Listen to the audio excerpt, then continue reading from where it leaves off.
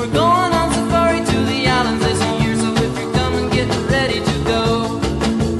Come on, baby, wait and see. Yes, I'm gonna take you surfing with me. Come on, baby, wait and see. Yeah, I'm gonna take you surfing with me. Let's go surfing now. Everybody's learning how. Come on a safari with me. Come on a safari.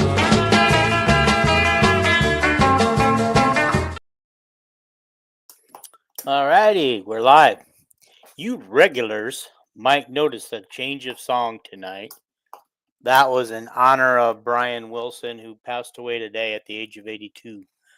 So, let's take care of some business first. Boy, don't like the way this is sounding today. Okay, let's take care of some business first. Okay, if you're not already subscribed to the channel, please do it right now while it's right in front of you. Hit the like button right now while you can thinking about it, while it's right there in front of you. Leave me some comments and share. Okay. Hank,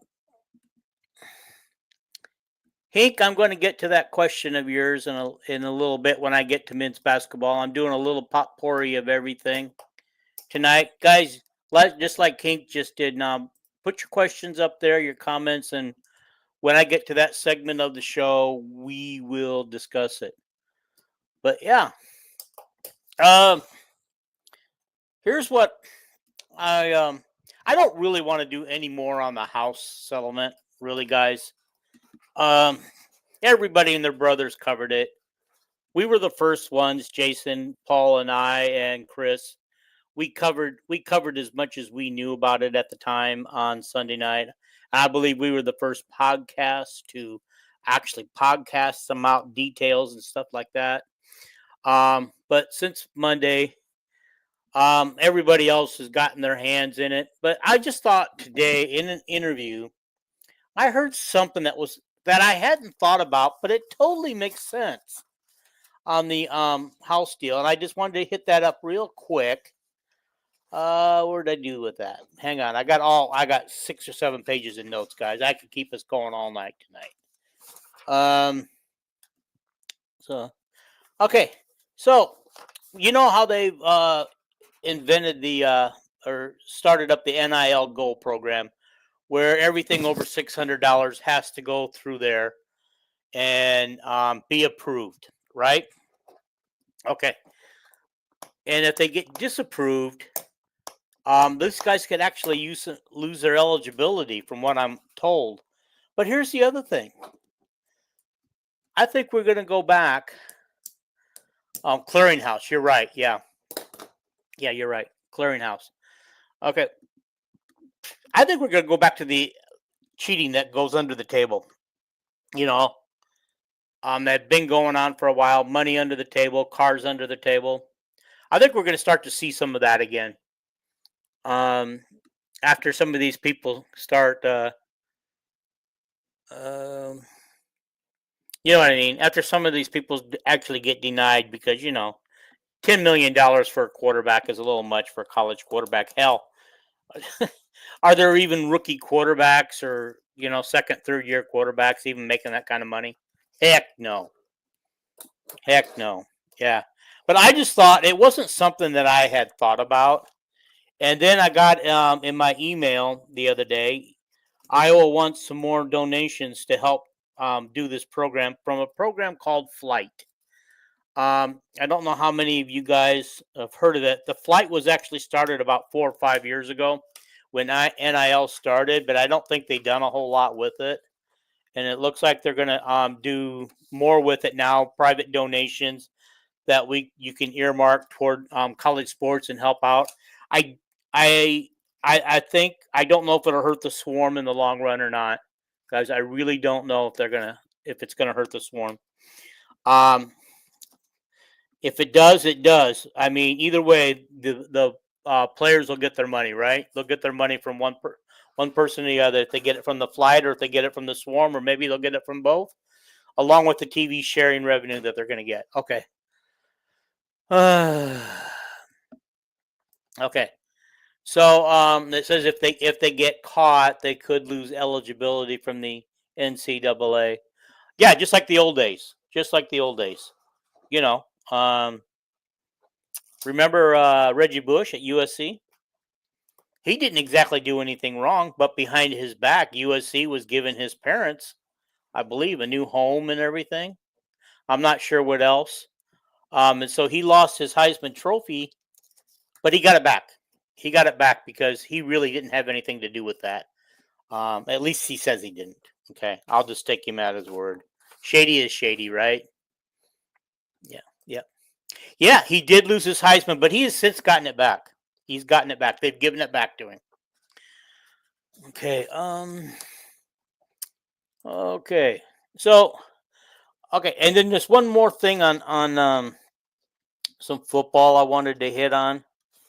Uh, maybe I didn't get it written down.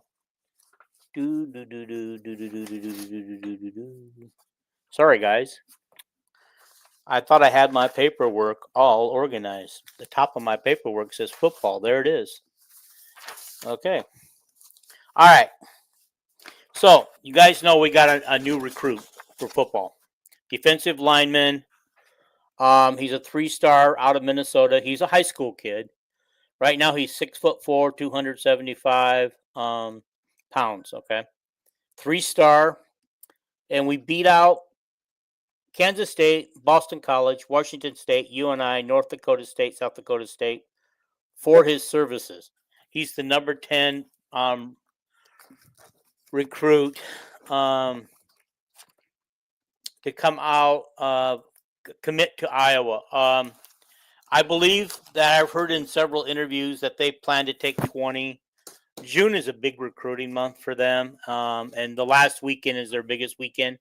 You guys probably heard, and I haven't really gone and looked at any stories, but I've just seen snippets of things of people that there were 4 guys who were supposed to come last weekend for their official visits to Iowa, but didn't get that far because they all committed to a Big Ten school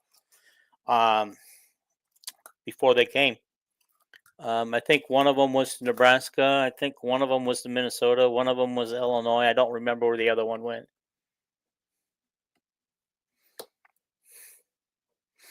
Okay. Is it just me, or I don't get into the high school recruiting anymore? I really only watch the portal player. I can see that. That's kind of way college football's going. But with this new revenue sharing program and everything, I think what you're going to see is a shift back to the high schools. And I know that we've all gotten excited about portal players. Which players are we going to lose? Everybody's trying to predict which players are we going to try to bring in. What are our positions of need? And that's always exciting. And I always felt that the portal should be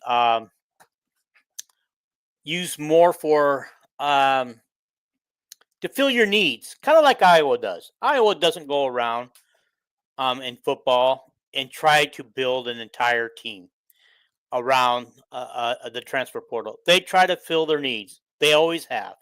Some years they get more players in the transfer portal than they do others.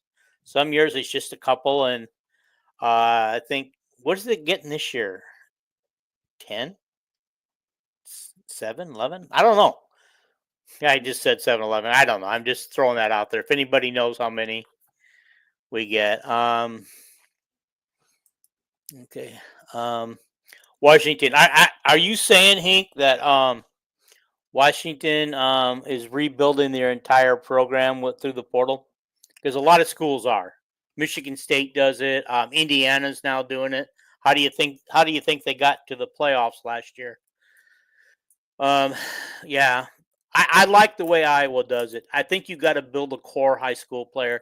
The thing that bothers me is the quarterback situation because it seems like from now on, it seems like everybody's going to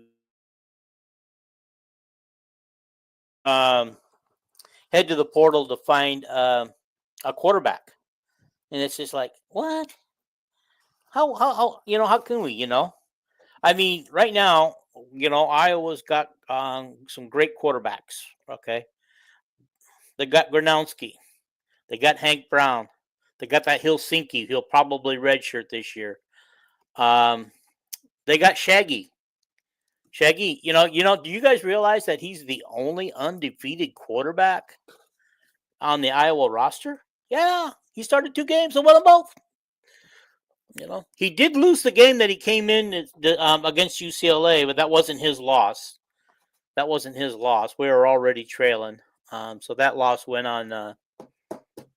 Who? We already forgot Sully. He's gone already.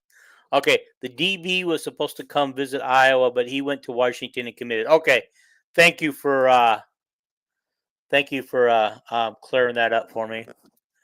So yeah, is there any other football stuff you guys want to discuss while we're on the mood to do it? Guys. I mean, while you guys are there, don't forget to hit that like button, hit that sub button. Let's get some more subscribers. Normally, I don't do these things by myself. What I'm doing is we do a regularly Sunday evening show, and during the football season, we do one on Wednesday as well. But during the summer months, it's just been on Sundays, and we're not going to do one on Father's Day next Sunday. So I decided to do a second show this week tonight, and then we'll do one next Wednesday after I get home from Ventura, because I'll be in Ventura until Wednesday night. Then I'll come home and we'll do a show on Ventura on Wednesday. Then we'll get back on schedule the 22nd, and probably we'll have our first dual show. We'll do our first dual week show Sunday, Wednesday, the first week of September when we have our first games.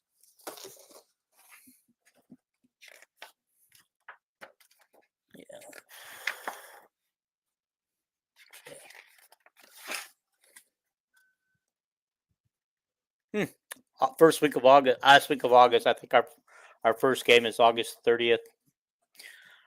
Okay, so that's where I'm at right now. Okay, we're gonna have some great football content. Me, Jason, Paul. We're gonna have some great content up. Jason's going to attempt in a couple of weeks to get together his 2 deeps, even before we have fall practices. I don't know what he's going to base it on, but he wants to do it. He wants to put it out there, and he wants us to hold him accountable when the first 2 deeps get out there. But as we know, guys, 2 deeps don't really mean anything anymore. That's more for the fans. That's more for the opposition and things like that. So, okay, moving on. Oh yeah, I told you about the new recruit. His name is Sawyer Jezierski. Yeah, I can't even say it. Okay, Big Ten basketball, guys. I promised. I don't know a lot about this kid from Robert Morris. I'll tell you right now. Josh Omerfor. It almost sounds like I don't have any intel in that right now. I was trying to read today to see what people on 3 and stuff were saying. Yeah. See, is Iowa going to release the 2 deeps because the parents getting mad? Now that's a good question, because they didn't release one after spring for that very reason. Those were Kirk Ferentz's exact words. I didn't want to make any parents mad. So apparently parents get mad when they see their kids not on the 2 deeps. So, which, you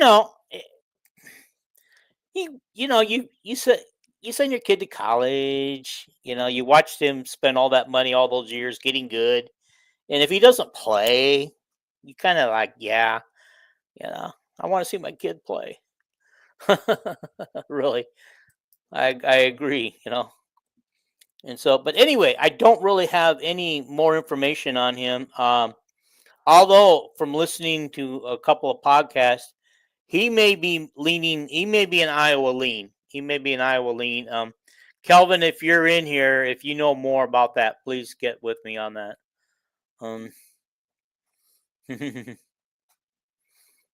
Yeah.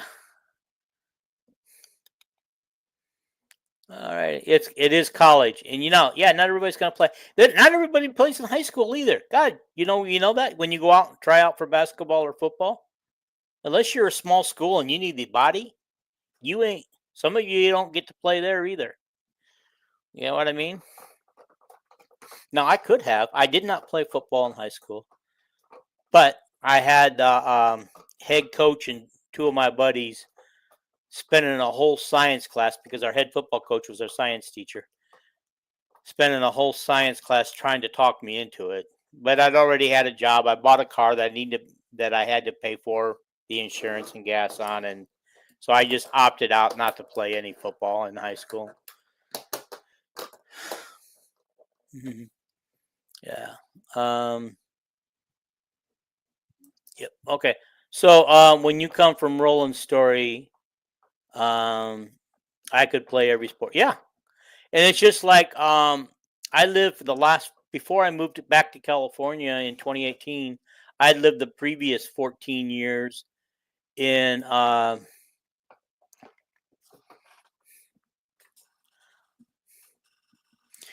I lived the previous years in Hubbard, which is not far from Roland's story. You spend a lot of time in Story City. Was the school in Story City? Yeah. So anyhow, oh yeah, that's going to be like a visa thing. He's going to have to deal with that. So he's going to have to deal with that originally. So anyway, here's what Calvin says his stats are on this guy coming from Robert Moore: 6'5", 210. 1 year left, 38% from the three, which isn't too bad. 80% free throw shooter. Yeah, that's not too bad either, but I would love to get closer to 90. Originally from Canada. Originally from Canada. Yeah, I thought I heard Trent Condon talking about today. That there might be a visa issue with him. Okay. All right. High schools in Story City. Thank you. But I was just gonna say, I lived in Hubbard, and our kids were bused to Eldora, and we were the South Hardin Tigers, I guess. And so, yeah, so we were a small schools too, with everybody having to play. Okay. Okay, which could be a bear with revenue share. Did they address in this house settlement? Do the foreigners now? Do they get paid? Can they get paid now? I just caught a little bit of the conversation with Condon today, and so I didn't get the whole thing. Okay, but I know they were addressing that if that's going to be a sticky thing with revenue sharing for him or not. Because I know before foreign players were not eligible for being paid NIL money. But this might be different with revenue sharing. I don't know. That is something else that's a good question to ask. And I don't know because I quit listening to all the house settlement shows. So them answer may be out there. One of you guys may had it. Yeah. Okay. No visa issue. That is another guy. Okay. Thanks. Okay. They theoretically can't pay them. Okay. That's why it took forever to get. You mean Vulgaris, who is going to be playing? You just opened the door for me. Okay.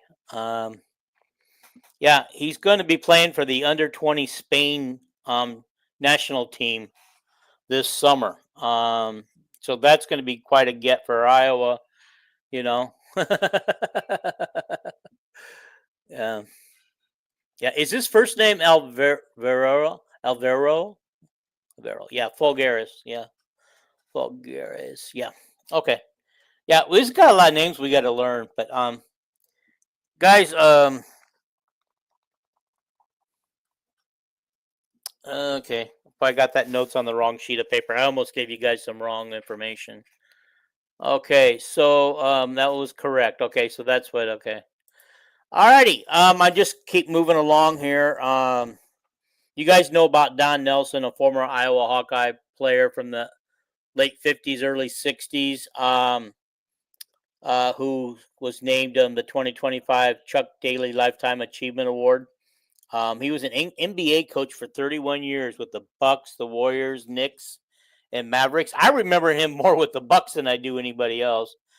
He had a record of 1,335 wins to 1,063 losses for .557 winning percentage.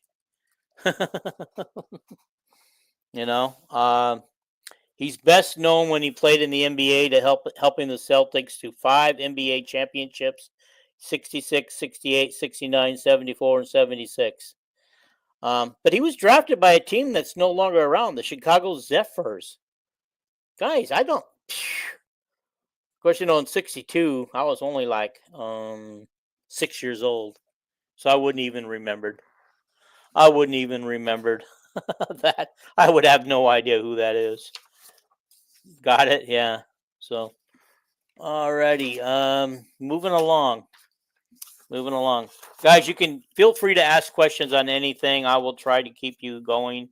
Here's some interesting news from softball. Okay. As you guys saw in the headline, I included baseball and softball and soccer on here because I like those sports. I really like to watch them when I can. And I coach both. At one time, I was both a softball coach and a soccer coach, and so I feel like I kind of lean toward that a little bit. But they got a transfer, and I'm going to try to say this name right. Sierra Nicey, Nice. Could be Nice. She's a pitcher from San Diego. I mean, not San Diego, Fresno State. She's her hometown is in Oregon. This girl is amazing. She was Mountain West Pitcher of the Year, 10-0, perfect record on the season with a 1.97 ERA. That is so fantastic. God, she's going to help the Iowa softball team out a lot this next season. She had 50 strikeouts. She pitched over 74.2 innings. She's one of two. Okay, wait a minute. I'm sorry. I got that wrong now. Okay. That's the pitcher. Okay. And we also have 2 of our freshmen coming in, represented their states by being named Gatorade Softball Player of the Year in their states. Okay. All right. Here's the first one. Mariah Myers. She's from the state of Iowa, Fort Dodge, St. Edmunds. 26-7 was her team. They finished 3rd place in the state tournament. That's right, Kelvin. Nelson was second all time in coaching wins. Thank you for bringing that up. Okay. Mariah had a 600 batting average, 36 RBIs, 45 runs, and 23 stolen bases. I think that girl's going to help the team. I think this is a softball team on the rise, and now that they've got their new coach in place, I think this is going to really help. I know that from interviewing the softball player that we had on the show a couple of weeks ago, a current softball player, I do know that they really like their current coach, and we're hoping that he would stay on. But I haven't seen anybody actually say they're leaving yet with the new coach, so it looks like we're a go. Okay, then there's this girl from Rhode Island. She's been Gatorade Player of the Year 2 years in a row in her state in Rhode Island. Phoenix Silva. Okay. Her team was 24-1. She batted .571. She had 39 RBIs, 21 home runs, and she drew 18 walks. Golly. I'm already excited for next year's softball team, guys. I really am. Okay, their Big Ten schedule has been released. Okay, they're going to go on the road to Ohio State, Illinois. They only play 8 games in the Big Ten. Can you imagine if football would drop down to 8 games? But anyway, okay, road games to Ohio State, Illinois, Oregon, and Nebraska.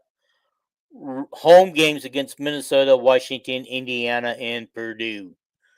And they have some of their non what I want to call it,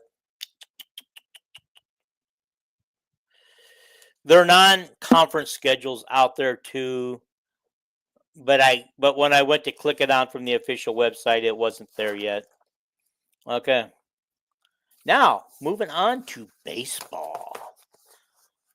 Okay. The one thing I wanted to show, this is something that's got me a little bit excited, guys. A little bit excited. Okay. So, baseball team. We know about the famous collapse. They collapsed heavily at the end of the year.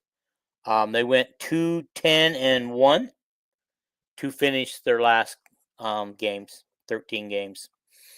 Okay, so at home this year, they've got UCLA. Now, we know that they lost in the Big Ten tournament to UCLA. Okay, so that's going to be a tough game, and UCLA usually is tough. But we have Minnesota, Maryland, Illinois, and Purdue. Guys, if we don't go against Minnesota, Maryland, Illinois, and Purdue, if they don't go, what is it, 12-0 against those teams, I would be shocked if they don't. Okay. And then they have to travel to Penn State, Michigan State, USC, Indiana, and Nebraska.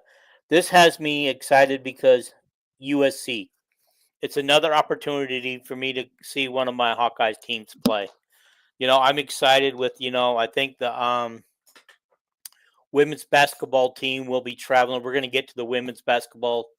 It's going to be traveling to both UCLA and USC this year. They'll be traveling there, and so I'm excited for that too. But yeah, but the baseball team, and then of course the travel teams. I don't know, as long as they win the series on those travel teams on that travel time, I think they'll be okay. I honestly think this team could actually, finish in the top three again. But I noticed that some of my favorite people are not buying into it. Some of my group people. Okay. Alrighty. Women's basketball. Okay.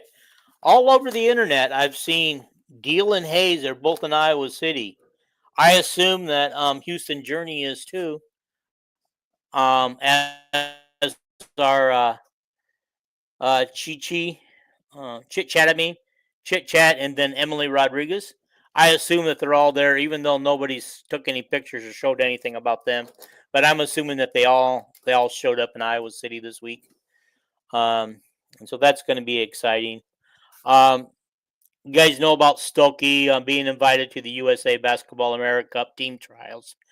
That's a lot of stiff competition. If you guys saw that, there are two Iowa State girls in that. Audie Crook is one of them. She's been invited, but I don't know who the other one is because I didn't recognize the name. I recognize names of girls who, through the season, I know are really good basketball players. I just didn't recognize which the other one for Iowa State, which I feel bad because I probably should have known that. Okay. All right. Jasmine Walker is named an assistant coach for the women's basketball team. All right. I don't know a lot about her, but except for we hired her from George Washington, where she spent one season, the 24-25 season, and they hired her from Purdue Fort Wayne, where she spent one season, 23-24. She came from Butler, 22-23. Ferris State, 20-22. So she spent 2 years at Ferris State, and then Davenport University, 2019-2020. What concerns me, guys, what concerns me on this is she hasn't stayed in any one place except for one place more than 1 year. And the one thing that Iowa women's basketball until this last season and this summer off season is that they prided themselves on continuity, no coaching rollovers, no coaches leaving, things like that. And so now they pretty much turned over most of their coaches. I think Abby Stamp has been with the team for a while. I think between her and Jan, they've been, they're the seniors on the team now. I don't think there's anybody else that has been with the team. I think they've turned over just about all of their assistant coaches. But yeah, I don't know how good she is or what her job will be specifically in the thing. But yeah, it's I don't blame her for leave George Washington for Iowa. It's a Big Ten university and stuff like that. And so, alrighty. The last thing I wanted to cover, and I know that we're not getting a lot in, the big topics, men's basketball and football. We can still talk about those guys if you want to, but let me finish this soccer thing if you want to. Okay. So the women's soccer, I'm also excited about because I believe they also have 2 games in Los Angeles. UCLA on the October 16th and USC October 19th. And what's exciting about that is I'll actually be home for that time because usually I'm in the state of Iowa during that time, but we're going a month earlier this year. We're going in September. Okay. Not sure what my watch is telling me that I'm done in 3 minutes, whatever that means. Okay. So their Big Ten schedule is they start out with Northwestern. They go to Purdue. They come home from Minnesota. They go to Wisconsin. They go to Nebraska. They got a 3-game. They're home for 3 straight games: Michigan, Maryland, Michigan State, and then at UCLA, at USC, and at Indiana to finish the season. This is a team the soccer team. I don't know how excited you guys get about women's college soccer, but the very first soccer team that I built from scratch, I modeled after I think it was the North Carolina soccer team. I watched them play on TV and the way they attacked the ball and attacked the goals, and they'd score a lot of points. This would have been back early to mid 90s when I did that. I always liked it because they'd always have 2 defenders back there, and those defenders would make sure that the midfielders and the forwards got the ball. And so I always liked that style of play, and I was fortunate enough to find 2 tall, well-built, solid-built girls who could kick the heck out of the ball from one end of the soccer field to the other. And they were very fast, and they made me look like a genius in modeling my team after the North Carolina team in soccer.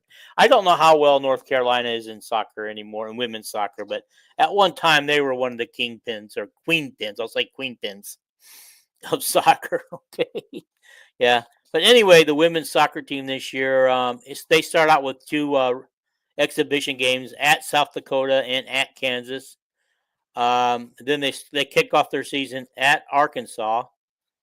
And most of these games are in August, guys. Most of their games are in August. They're non-conference, which is kind of weird because, they're playing sports before school even starts. Okay. Then they come home versus TCU versus Western Michigan. Then they go on the road to Loyola Chicago. Then they come home to St. Louis for a St. Louis game, and Iowa State on September 4th is Iowa State game. And then they're at Missouri State for their final non-conference game. I know November 7th. So they have quite a few games here. That 1, 2, 3, 4, 5, 6, 7, 8, 9, 10, 11. Looks like they play 18 games. Okay. So, yeah. I think. Yeah, that's pretty much all I got tonight, guys. Like I said, I really wanted to get this podcast in so that I don't go 2 full weeks without anything, any content out there. Like I said, this Sunday we won't have a show. First, guys, I do need to run a commercial. If you just give me a minute, okay. I need to find that real quick. We'll do it.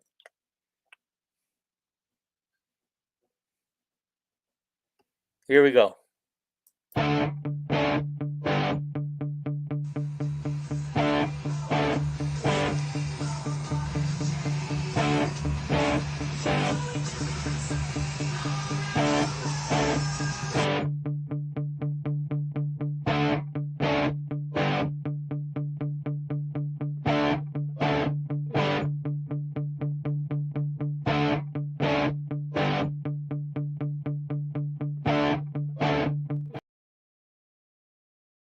Yeah. If you guys are ever in South Carolina, go see Jimbo for your tattoo. Okay. All right. Alrighty. So how's it? Oh yeah, I was just telling you guys about the schedule. So Sunday the 22nd, that will be we're going to draft Kirk Ferentz all-time team. We're going to do an actual draft. We tried it with Fran all-time basketball team, but for some reason it didn't go the way I hoped it would. It was ended up being more disorganized, even though we talked about this beforehand, guys, and made sure they understood about the draft. I said, pick 24 players because you don't know who's going to be. Pick 24 players, number them, put them down as you want them on your sheet of paper, and we're going to draft 8 players. We didn't draft 8 players. We drafted 6, I believe.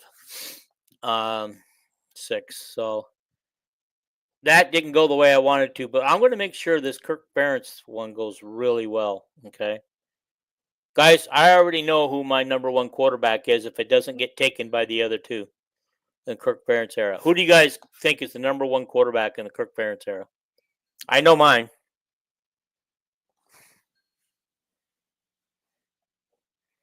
I'm just waiting.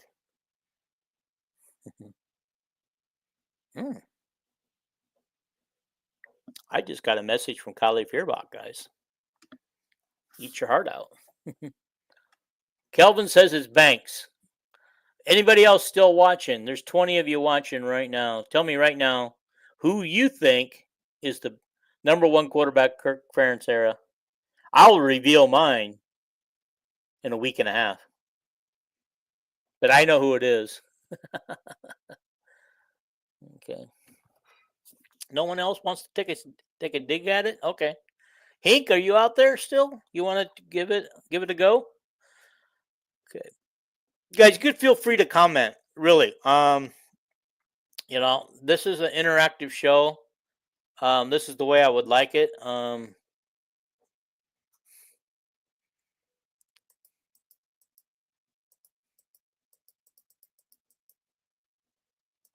Alrighty, I just went back and looked at it, but yeah, Brad Banks is Kelvin's Fisher's choice. Okay, who would be your top 2 running backs of the year era, guys? Who's your 2 top running backs of the era? I'm just going to ask you guys right now, and we get what we get.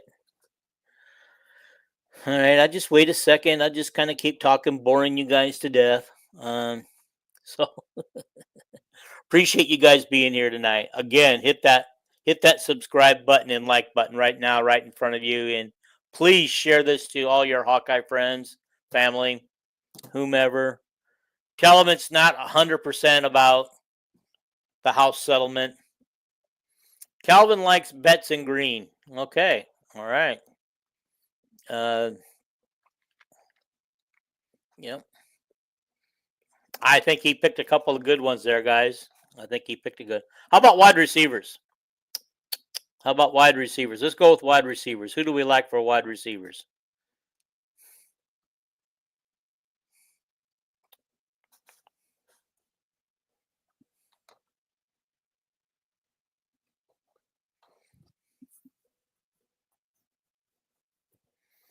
How about tight ends? Who's your number 1 tight end? Casper and McNutt are the wide receivers. How about the tight ends? Honestly, Kelvin and I are kind of close. We're kind of close. We might miss on a couple right here, but out of the 5 people he's mentioned so far, we're really close. Okay, but I don't know if I'll have a chance to draft some of those guys. It'll be different. Clark and Laporta. Okay, all right. So we think Laporta is the top all-time tight end to come out of Iowa. Okay. Dallas Clark, yes, no doubt about it. I like him. You can't go wrong. I think Hawkinson has done a great job since he's left Iowa, and he was actually doing better his last year than. Oh, how soon we forget the guy who went to Denver and eventually Seattle, I think, or Seattle first. No, I think he's at Seattle now. But anyway, so yeah, and then of course, I wouldn't, I wouldn't pick Kittle. I wouldn't draft him just because while he was at Iowa, he wasn't the star that he became at San Francisco. Um, that he became and to become the number one highest paid tight end in the NFL right now. So, but yeah, I wouldn't pick him just because of his accolades during Iowa. He showed great signs of flashes and just how good he could be, but he spent more time hurt than anything else. And I seem to remember a game where Kittle picked off a pass and ran it to the house. I think it was his first game back from injury and re-injured his leg. I don't know if it was a quad or what he did, but it was his first game back, and I can't remember how far he did, but I think it was against Illinois. That's what I want to say. I could be remembering wrong, but I just thinking, oh my God, he looks pretty good, and then I go, oh my God, he's limping back after he scored the touchdown. I said, that's not good. Okay. How about your best center? Give me your best center, guys.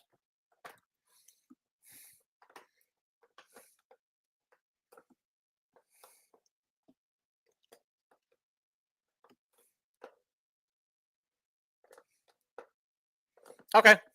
Alrighty. Okay. I honestly, that is pretty good. Of course, none of the three of us will have all five of those guys on one line. No, that's a. Can you imagine if we had that O line right now? Oh my God, our running backs. We'll have dual 1,000-yard rusher running backs, and our quarterback will have all day to throw the ball. Be accurate and be accurate. Something that Iowa quarterbacks haven't really been lately. Okay, let's go. How about your cornerbacks? Who are you guys' best favorite cornerbacks? I mean, that is a heck of an O line, Kelvin. My God, I don't think it can be any better. But like I said, when the three of us draft our O line, we are not going to all get the same guys. We're not going to have those five guys together. Uh, so yeah, I mean that is amazing. I cannot think of a better O line than what you put together. All right. Yeah, yeah, yeah. I agree. I agree. Taylor for sure. I don't know who Ika is or Leica. I mean, we've had a lot of great field goal kickers. I'm just trying to figure out who that would be. Okay. I just don't know who that would be. Gosh. Did I sleep the season he was a kicker? Ika? Leica? Guli. Okay. Alrighty. How about defensive line? We didn't come up with it. Nobody came up with a cornerback. How about our D line? What's your D line, guys? What you're looking for? 5 DBs. Sanders, King, Hyde, DeJean, Moss. Oh, Kading. You meant Kading. I got it. Kading. Yeah, yeah. He had a pretty decent career in the NFL. I think most of it was with the Chargers, if I remember right. Um, God, your DBs. Oh my gosh. Yeah. You know how many? Do you know how many interceptions you got right there, dude? You're 5 DBs. Yeah, Calvin, you're outstanding today. You are getting them.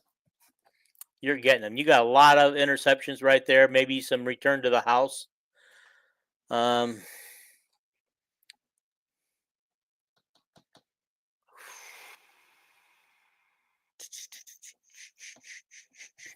yeah, that's pretty good.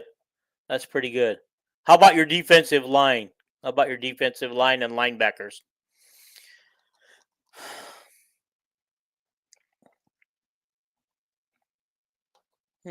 Okay.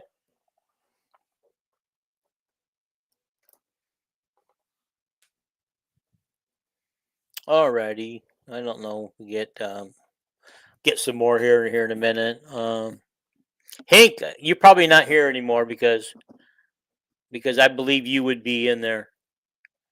Babineau and Claiborne, yeah, I can see that. Yeah, I can see that. Jeez. You have put together. Oh yeah, Roth too. Yeah, you have put together, Calvin, the best of the best. This would be a national championship team, undefeated, if we could have all those guys play together. If they could have all played together, for one season, my God, national championship team, hands down, and then I could die a happy man because it's still on my bucket list, guys. I'm still hoping for a national championship, at least the playoffs at the worst. Before I die. Yeah. All righty, guys. I want to thank you for watching again. Hit that subscribe button, hit the like button. You can comment after the show too. I always come back and get comments after the show and stuff. Tell me if you like it, disagree, agree with us, whatever. And then by all means, please share this. Please share it. And then I'll see you guys next Wednesday, same time. Go watch the rest of the, if you haven't already, have one eye glued to your TV on the Pacers and the Thunder. Go cheer for the Thunder. Yeah, I know as an Iowa fan, I'm probably going to be shocked for that one because it seems like everybody in Iowa wants the Pacers. Okay. All right. Linebackers, Greenway, Jewell, Campbell. Yeah. Oh my gosh. Yeah, Kelvin's got them all. He's got it. He's figured it. He's put together a national championship team. So Calvin wins it hands down, but he got to draft free. He got a free draft. He got to pick ball by himself. Alrighty, guys, I'm going to get out of here. I certainly appreciate you guys watching. Thank you for putting up with me for solo tonight. I will try to have a guest or two next Wednesday night. Maybe I'll bring, if Molly's available, maybe I'll bring Molly back in because she's very popular. Maybe I'll try to get an interview next Wednesday night with one of the current women's basketball player, maybe even a football player or basketball player. See what I can work on today. Yeah. Okay. All top of the head. Yeah, Kelvin. Yeah, that's true. If you guys don't know Kelvin, he has a file cabinet up here in his head. He doesn't write anything down. He doesn't research it. It's all up here. And he's never wrong.